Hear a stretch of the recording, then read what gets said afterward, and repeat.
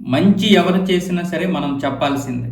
అదే మన ధర్మం మనకు చెప్పింది. ఈరోజు ఇద్దరు ఉగ్రవాదులు ఆస్ట్రేలియాలోని సిడ్నీలో బాండీ బీచ్లో సేద తీరుతున్నటువంటి అక్కడికి వచ్చినటువంటి పర్యాటకుల మీద విచక్షణారహితంగా గన్నలతో కాలుస్తుంటే అది చూసినటువంటి అహ్మద్ అనే ఒక 40 ఏళ్ల పౌరుడు అక్కడ ఒక ఉగ్రవాదిని ఒడిసి పట్టుకొని ఆ గన్న లాక్కుని అతడికే తిరిగి ఎక్కుపెట్టి కంట్రోల్ చేయబోయాడు. అయితే ఇంకొక చాట్ నుండి కాలుస్తున్నటువంటి మరో ఉగ్రవాది అహ్మద్ను చూసి ఈ యొక్క పనికి నిశ్చేష్టుడు అయిపోయి వెంటనే తేరుకొని అతని మీద కాల్పులు జరిపాడు. దాంతో అహ్మద్ కూడా తీవ్ర గాయాలయ్యాయి. ఈలోగా ఆస్ట్రేలియాకి చెందినటువంటి పోలీసులు వచ్చారు.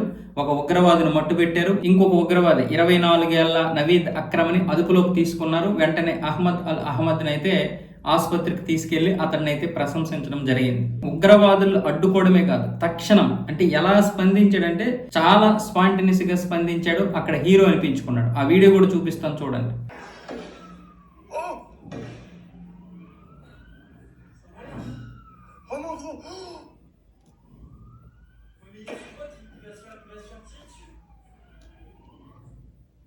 ఎవరమైనా అదే చేయాల్సిందే. ధైర్యం కూడగట్టుకొని అతడు చేసినటువంటి పని నిజంగా ప్రశంసనీయం.